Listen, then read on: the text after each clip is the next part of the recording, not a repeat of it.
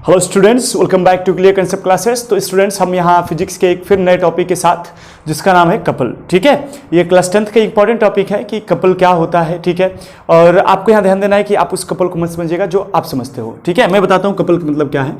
जैसे मान लीजिए कि एक रिजिड बॉडी है। रिजिड बॉडी पर जब दो parallel equal and opposite direction में एक्ट करने वाले फोर्सेस जब एक बॉडी पर एक्ट करते हैं कुछ इस तरीके से कि ये रोटेशनल इफेक्ट प्रोड्यूस करते हैं इस बॉडी में, है ना। तो इस कंडीशन में ऐसे पेयर ऑफ फोर्सेस को हम लोग क्या बोलते हैं? कपल बोलते हैं। ठीक ना। A pair of equal and opposite forces acting parallel to each other on a rigid body such that it produces a rotational effect in the body, then the pair of forces is known as couple force। बस में आ रहा है? अच्छा, लेकिन आपको यहां यह समझना है कि कपल फोर्स की आवश्यकता क्या है, क्यों कपल फोर्स, क्या जरूरत क्या है इसकी। तो देखो, इससे पहले मैंने आपको बताया पिछले वाली वीडियो में कि टॉर्क क्या होता है या मोमेंट ऑफ फोर्स क्या होता है। टॉर्क और मोमेंट ऑफ फोर्स क्या होता है? तो किसी रिजिड बॉडी को जब एक पॉइंट पर फिक्स कर देते हैं और उसके दूसरे एंड पर फोर्स अप्लाई करते हैं, तो ये फोर्स क्या करता है? इस बॉडी में रोटेशनल इफेक्ट क्रिएट कर देता है। ये बॉडी अब कुछ एंगल से क्या कर जाएगी? रोटेट कर जाएगी या कंप्लीटली रोटेट कर जाएगी। तो ये जो रोटेशनल इफेक्ट है इस फोर्स का या टर्निंग इफेक्ट है इस फोर्स का, अगर ये हमारे पास सफिशिएंट ना हो, ये हमारे लिए सफिशिएंट ना हो किसी ऑब्जेक्ट के या हमारे लिए सफिशिएंट ना हो किसी ऑब्जेक्ट को ओपन करने के लिए, तो इस कंडीशन में जरूरत पड़ती है कपल फोर्सेस की। ठीक है, वो भी एक प्रकार का टर्निंग इफेक्ट ही है फोर्स का। ठीक है ना। लेकिन यहां पर क्या करेंगे? दो बराबर फोर्सेस एक्ट करेंगे और दोनों का line of action of force क्या होने वाला है? डिफरेंट होने वाला है, लेकिन दोनों एक दूसरे के क्या होंगे? पैरेलल होंगे। बस यार है। तो इस कंडीशन में ऐसे पेयर ऑफ फोर्सेस को हम लोग क्या बोलते हैं? कपल फोर्स बोलते हैं। ठीक है, तो मैं आपको बता देता हूं कि इसकी जरूरत क्या है। तो आप ये समझो कि ऐसे फोर्सेस की जरूरत यही है कि जब हमारे पास जो टर्निंग इफेक्ट ऑफ फोर्स है, जिसको हम लोग टॉर्क बोल रहे थे, अगर वो हमारे लिए सफिशिएंट नहीं है डेली लाइफ के यूज में, तो हम क्या करेंगे? अ पेयर ऑफ फोर्सेस यूज करेंगे। और उन्हीं पेयर ऑफ फोर्सेस को हम लोग क्या बोलते हैं? कपल फोर्सेस बोलते हैं, यदि वो एक दूसरे के बराबर होते हैं, एक दूसरे के पैरेलली एक्ट करते हैं तथा अलग अलग line of action of force पर एक्ट करते हैं। बस यार है। तो ये याद रखिएगा। तो कपल के लिए हम डिफाइन कैसे करेंगे इसको? तो बोलेंगे कि when a pair of force, a pair of forces acts on a rigid body, acts on a rigid body when a pair of equal and opposite forces, मैं थोड़ा सा और सही कर देता हूं इसको। क्या लिखेंगे? when a pair of equal and opposite forces, ठीक है ना, opposite forces acts on a rigid body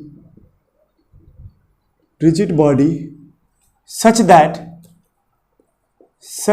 that it produces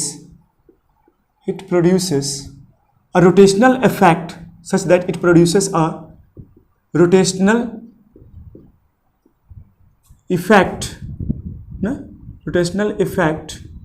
in a body, in the body, है ना। बॉडी ऑलरेडी मेंशन कर चुके हैं, in the body, then it is known as couple। बस में आ रहा है कपल क्या है। ठीक है ना। जब दो बराबर फोर्सेस अपोजिट डायरेक्शन में एक्ट करते हैं किसी रिजिड बॉडी पर कुछ इस तरीके से कि वो रिजिड बॉडी में रोटेशनल इफेक्ट क्रिएट कर देते हैं, तो इस कंडीशन में उन सारे फोर्सेस को, उन दोनों फोर्सेस को क्या बोलेंगे? कपल फोर्स बोलेंगे। जैसे एग्जांपल के तौर पर मैं अगर इसको ले लूं, ठीक है, यहां पर एक फोर्स एक्ट कर रहा है, ठीक है ना, इस पॉइंट पर यह फोर्स एक्ट कर रहा है, यहां पर भी एक फोर्स एक्ट कर रहा है, ठीक है,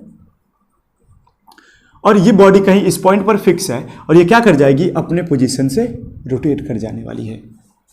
तो इस कंडीशन में इस पेयर ऑफ फोर्सेस को क्या बोलेंगे? कपल फोर्स बोलेंगे। ठीक, चलिए अब कपल फोर्स के बाद से इसमें नेक्स्ट चीज जो समझनी है वो यूनिट समझना है, यूनिट।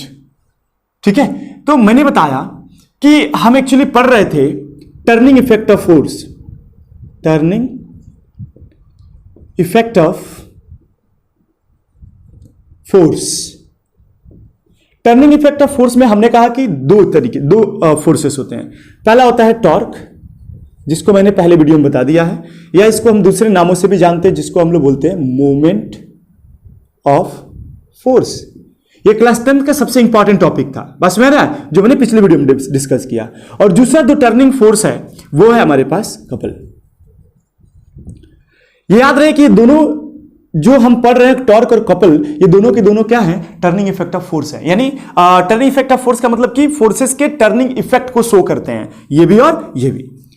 तो उसी तरीके से जो यूनिट होगा कपल का ना, वही यूनिट होगा जो टॉर्क का या मोमेंट ऑफ फोर्स का होता है, ठीक है ना, क्योंकि वो भी टर्निंग इफेक्ट क्रिएट करता है और कपल भी टर्निंग इफेक्ट ही क्रिएट करता है। तो इस कंडीशन में इसका यूनिट भी क्या हो जाएगा, इस टॉर्क का क्या होता था, उसका एसआई यूनिट होता था, सीजीएस यूनिट होता था, पास में आ रहा है।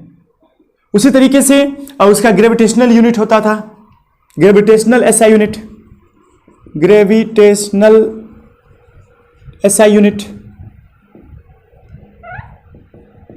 उस तरीके से इसका gravitational CGS unit, gravitational CGS unit, बस में तो एसआई यूनिट और ये एब्सोल्यूट यूनिट होती थी। ये क्या होती थी दोनों, ये दोनों एब्सोल्यूट यूनिट होती थी, ठीक है, ABSOLUTE एब्सोल्यूट यूनिट होती थी।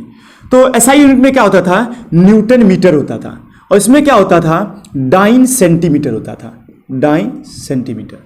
उस तरीके से ग्रेविटेशनल एसआई यूनिट में हमारे पास क्या होता था, KGF किलोग्राम फोर्स होता था, और ग्रेविटेशनल सीजीएस यूनिट में क्या होता था, हमारे पास ग्राम फोर्स होता था, जो कि मैंने आपको इसके बारे में डिटेल बताया है इससे पहले वाली वीडियो यानी torque end moment of force में बताया है, ठीक है ना। और रिलेशन भी बताया जो बहुत ज्यादा इंपॉर्टेंट है इन सब के बीच में, वो रिलेशन भी आप याद रखिएगा क्योंकि काफी ज्यादा क्लास 10th में ये चीजें पूछी जाती हैं, ठीक है। तो दो चीजें इसमें समझनी थी, पहला कपल क्या होता है, उसका यूनिट क्या होता है, ठीक है। तो ये इंपॉर्टेंट चीजें थी जो हमें यहाँ याद करना है। और इसके अगर कुछ मैं डेली लाइफ एग्जाम्पल्स के बारे में बात कर लूँ, डेली लाइफ एग्जाम्पल्स के बारे में बात कर लूँ, तो देखिए आप स्क्रू ड्राइवर देख लीजिए, स्क्रू ड्राइवर, स्क्रू ड्राइवर में क्या होता है, उसमें भी इसकी जो हैंडल होती हैं, ठीक है, वो ऊपर थोड़ा मोटा बनाया जाता है ताकि आसानी से उसको दो फोर्सेस को लगा करके रोटेट किया जा सके, बस में आ रहा है। इस तरीके से हमारे पास स्टीयरिंग व्हील होता है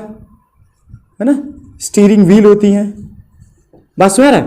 इसी तरीके से आप एग्जांपल ले लीजिए, जैसे टैप हो गया, है ना, टैप हो गया, वाटर टैप। आप जब खोलते हो तो देखते हो उसके ऊपर इस तरीके से होता है, यहां से फिक्स होता है, उसको इस तरह रोटेट करते हो तो क्या हो गया, वहां पर आप दो फोर्सेस लगाते हो इस तरीके से, बस में आ रहा है। एक फोर्सेस यहां से लगता है, एक फोर्स यहां से लगता है, तो आसानी से हम रोटेट कर जाते हैं, ठीक है। बहुत सारे बोतल के ढक्कन भी, आप बोतल के ढक्कन भी देख लीजिए, वहां रोटेट करने के लिए किस तरीके से बनाए होते हैं, ठीक है ना। तो ये सब जो एग्जाम्पल्स होते हैं बेसिकली ये जो चीजें हैं ये कपल को पढ़ा गया है, समझा गया है, तभी हमने ऐसी चीजें बनाई हैं। क्योंकि हम सिर्फ टॉर्क को यूज करके या मोमेंट ऑफ फोर्स को यूज करके हम डेली लाइफ के बहुत सारे चीजों को सॉल्व नहीं कर सकते, बहुत सारे प्रॉब्लम्स को सॉल्व नहीं कर सकते हैं, इसलिए कपल को डिफाइन किया गया है। तो ये हो गया कपल, एक छोटा सा वीडियो है कपल पर। और इसके बाद से हम नेक्स्ट वीडियो बनाएंगे जिसमें आपको हम बताने वाले हैं नेक्स्ट इंपॉर्टेंट क्वेश्चन के बारे में या कुछ इंपॉर्टेंट टॉपिक के बारे में, जो कि है इक्विलिब्रियम, EQUILIBRIUM, इक्विलिब्रियम क्या होता है। उसमें भी मैं आपको बताने वाला हूं कि स्टैटिक इक्विलिब्रियम क्या होता है, स्टैटिक इक्विलिब्रियम क्या होता है, बस में है। फिर मैं आपको बताने वाला उसमें डायनेमिक इक्विलिब्रियम क्या होता है, डायनेमिक इक्विलिब्रियम क्या होता है, बस में आ रहा है। तो इन सब चीजों के बारे में हम नेक्स्ट वीडियो में डिस्कस करने वाले, ठीक है। चलिए मिलते हैं नेक्स्ट वीडियो में।